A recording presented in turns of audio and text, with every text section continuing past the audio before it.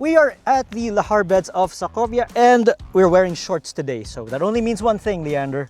We're back with another off-road comparo, and this time we're with the all-new Mitsubishi Triton, and we're pitting it against none other than the Ford Ranger Wildtrak. Now, the Triton aims to unseat the Ranger for throne of best pickup in its class because, let's face it, it has been the perennial benchmark for quite some time. So we're looking forward to the tests we have lined up for the both of these. So, I'm Anton. And I'm Leander, and this is the big test.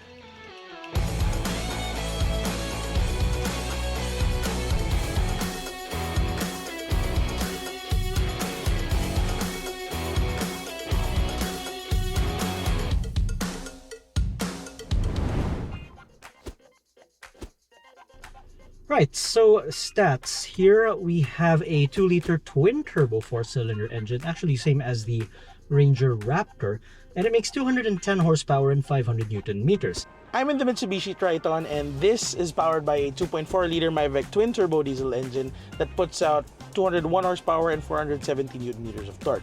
Now, it's a bit under in terms of power compared to the Ranger Wildtrak, but it is slightly lighter than that, so this is going to be an interesting drag race.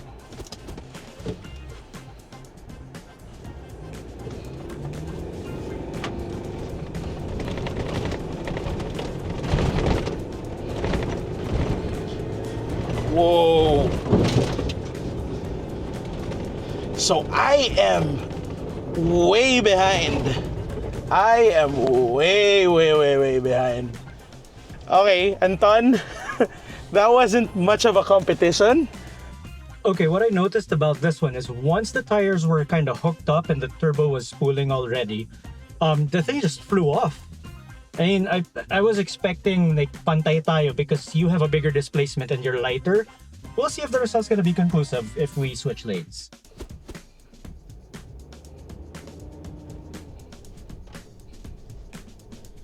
Wow, so traction control really cut me off this time. And I am way behind. Way behind once again. So Anton, that was actually worse than round one. So I guess that's pretty conclusive that it just smoked it. Absolutely smoked it. 2-0 in favor of the Ranger, so round one acceleration test goes clearly to the Ford Ranger Wildtrak. So on to the next one. Right, it's time for the braking test, and I know I said a little something about the weight of the Ranger. It is heavier than the Triton, but you know, this does have the advantage of having discs over at the back, and so far the Ranger has surprised us in terms of acceleration, but of course stopping is just as important. So let's see how it goes. Let's bring it up to 60 kilometers per and let's go.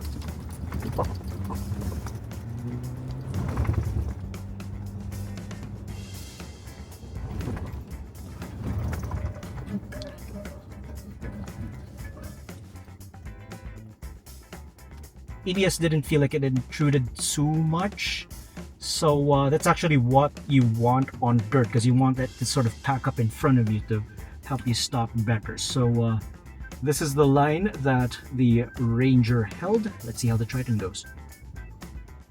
Right, now the Triton goes up for the braking test, and the thing about Mitsubishis is they always seem to have that bit of mush in the brake pedal, but it doesn't necessarily translate into braking performance. So we'll see if we can overcome that and actually stop quicker than the Ranger. After all, this is a wee bit lighter than the Ford. So let's get to 60 Ks and let's get to it.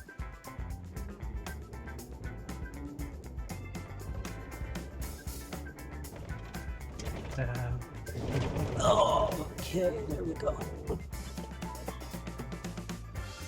Well, from my point of view at least, the Triton stopped a fair bit shorter compared to the Ranger. So, despite the mushy brake pedal feel here, well, the Triton wins this one, and rather decidedly so. So, we're gonna give that point to the Triton for braking.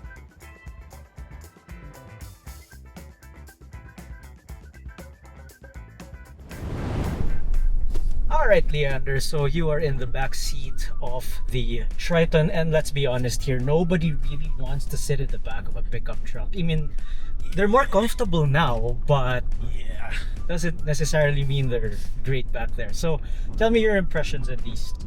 So I was the one who brought this into Sokovia, and it's a bit stiff. So I've also driven the Ranger here on these very lahar beds we're on right now, and it's not as stiff as this. You can probably see through the footage that we are shaking. Oh, there you go. So it's just so hard on the suspension. But then again, it kind of works well for its handling, I suppose. Even on softer surfaces, it handles pretty well despite that. There you go. I mean, okay, compared to the previous Strada, this one already handles a lot better. The old Strada felt as if that it was on tippy toes all the time. Yeah. And it was, as a handler, it wasn't that great, the old Strada. This one, I have to say it is a stark improvement, but the ride, it's just so difficult to beat the Ranger in terms of ride, to be honest. Now, I think in terms of comfort, whether on-road, off-road, or softer surfaces, hard surfaces, I think it's clear that it goes to the Ranger. But we're gonna have to jump into the Ranger and just see how it compares. And I'm gonna be behind the wheel this time. So let's go, Anton. Yep, so swap seats, transition. All right, so I'm now in the front seat. I'm now behind the wheel, and Anton is in the back. And we're gonna try the similar route as we did earlier. We're gonna drop this right over At relative speed, and that was actually pleasant. And with the Triton, it was really stiff, and this one, it felt soft. Yeah, I mean, okay, I intentionally took the sharper drop a while ago in this one, and you did too with this one. But stark contrast talaga. Night and day. This one, let's try it out here. Yeah, I mean, it is night and day. Wala, like these ruts on the bed, on the lahar bed. Wala talaga. Like, ayan, we're now onto the rougher part of the riverbed. And just to take note, viewers, Leander's actually taking it on the rougher route compared to what I drove over in the Triton. And okay, I wouldn't call it car-like, obviously, but I mean, seeing Leander shake around a while ago and me right now in the backseat of the Ranger, this is actually fairly comfortable. You could tell with just how noisy it was in the Triton's cabin compared to how relatively quiet it is now inside the Ranger. It is definitive, we have to say, that the Ranger does ride better, given the fact that we are actually riding on the stiffer stuff and on rougher bits compared to the route we took with the Triton. So props to Ford for that. It's a very good compromise. In terms of overall comfort and handling, this is one test, guys. This is one category. I think we're gonna have to give this to the Ranger. So we're here to see which one has the better cabin or better interior. So we're not just talking about, aesthetically, but we're also going to take a look at interior space and interior comfort. Now, interior comfort, of course, is different from ride comfort. We've established that earlier. So we're inside the Triton, and Leander, your thoughts? Firstly, what I noticed is that it has better footroom. Yeah. The footwell is a bit wider here in the Triton, in the front row, and in the second row, it's kind of the same with the Ranger. It's on a par with the Ranger. But in terms of space here, I think it's a bit more comfortable. Besides, it's not like these seats aren't nice at all because they actually are very soft. They have a touch of leather, and I like the mixture of the colors and the material, and it adds a variety to the interior. And another thing noteworthy in these seats, these are actually heat-resistant seats, which is a great addition. I didn't notice that. Yeah, especially in this country. Perfect for this weather, perfect for this shoot. In terms of ergonomics in the Triton, it's so simple, it's so straightforward. You have your audio buttons right up near here, the touchscreen. You also have your AC controls, and it's all so well laid out. It's within reach. Everything is within reach, and even the layout here on the steering wheel, if you're coming from other Mitsubishi products, it's all going to look very familiar. One thing I did notice that between the Triton and the Ranger is didn't go screen crazy, this Triton. In terms of interior feel, ergonomics and whatnot, I'm leaning more towards the Triton, even in the back seats, because the back seats, Mitsubishi has this thing called the J-line. It's not as prominent here compared to in the previous Strada, but the back seats of the Triton, they're a little bit more reclined compared to the Ranger. So there's that little bit more comfortable. Yeah, if only it rode better. So at least in terms of interior, we are in agreement that it's gonna have to go to the Triton. Yeah, it's a pretty clear. So now we move on to the extra features, and for that, let's jump into the Ranger. So in this regard, I think it's a bit more one-sided. Because starting just with this, I love the screen. I've always said that I hated the lack of buttons, but you do have buttons for your AC panels, but this large screen is just excellent in terms of visibility. It's just easier to use, and the sound it produces is better than what the Triton's head unit and speaker setup produces. This is a really good head unit setup. You just know that the Ranger has a broader market in mind, because you see, yeah, it's a utility vehicle, but we're also aware that the pickup has also become a lifestyle accessory. It has become one. So yeah, we're gonna put these features in that you thought you didn't need. So those sockets at the back are very, very helpful. So also good that you mentioned that this has become a bit of a lifestyle vehicle, because people who buy pickups, they actually drive them daily, they drive them a lot, they take them on road trips, which is also why it's important for cars like pickups like these to have features like adaptive cruise control, which the Ranger Wildtrak has, the top of the line Ranger Wildtrak has, and the Triton does not. Yeah. It doesn't even get a rev limit, speed limiter, which the Ranger also has. Which is actually very handy along the EX. Actually, yes, yes. So those are just a few amenities that this one has and that doesn't. And I think this has lane watch, or lane departure warning, lane assist. It's not okay. It's not like Subaru levels of safety, advanced driver assist systems, but in this segment at least, it's one of the best. And it has the most complete suite as far as this segment goes. So in terms of interior features, the Ranger definitely comes out ahead. And not just interior features, but also in terms of safety, and also in terms of, accessories that, as I mentioned earlier, that you thought you didn't need but are actually very, very helpful. Nice to have. Yes. So now we've properly seen what's on the inside, it's now time to check out what's on the outside. And we're here with the bed of both of these pickups. Would you mind opening it, Anton? All right, so we're gonna start things off with the Triton. That is a much heavier. Yes. That's a much heavier tailgate. Yeah. So, talking points about the tub or the bed of the Triton. Well, it's as conventional as they come. Not much in the way of surprise and delight features, although it does have pretty neat tie-down straps thing. But in terms of additions, that's about it. The mounting points, the tie-down points are basically the same. Yeah. Now, as for the Ranger, I'm gonna join you over there in the Ranger. You have these tub steps on both sides, which makes it easier to climb the bed if you need to. And as nice standard, you get these rails. So yeah, there you go. Makes side loading a lot easier. Of course. I was moving houses recently. I could have used the tub step, and this would have made it much easier. And another good addition here, it doesn't have the sliding mounting points, the sliding tie-down points as the Triton has, but it has outlets. I think we've done a video on this. It has a 12-volt socket and a power outlet. Yep. I guess 220. It's a 230-volt AC socket over on that side of the bed. And something that's of note with these two beds right here.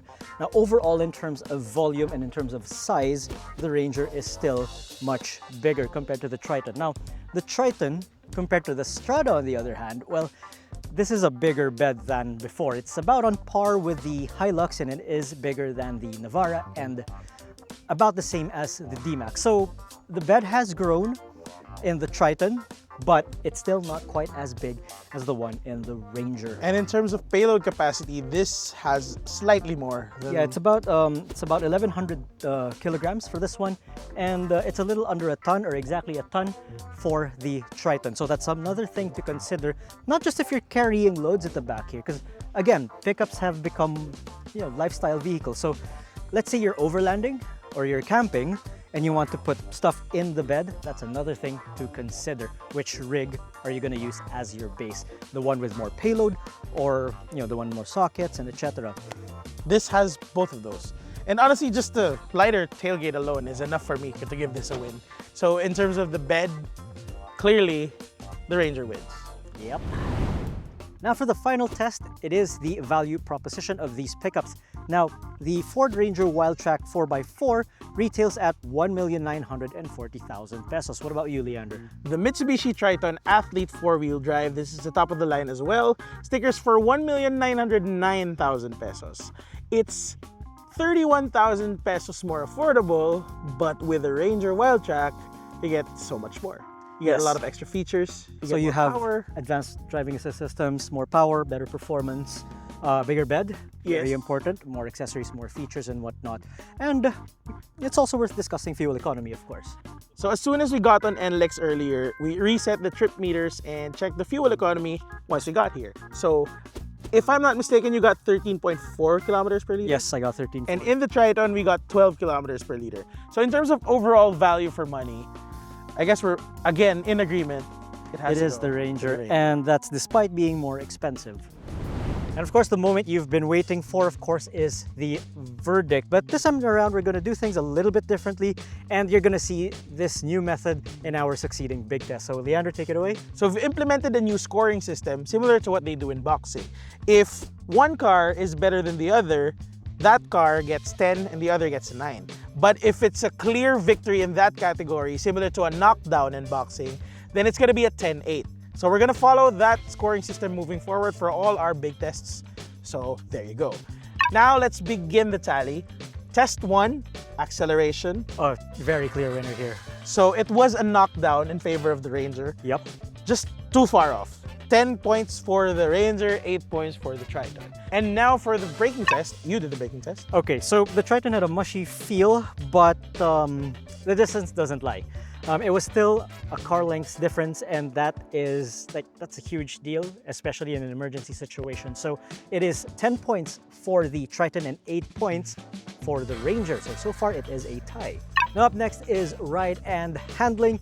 We wouldn't say it's a clear-cut win. Now, we did mention that the Ranger is more comfortable, but there is a little bit more handling position in the Triton.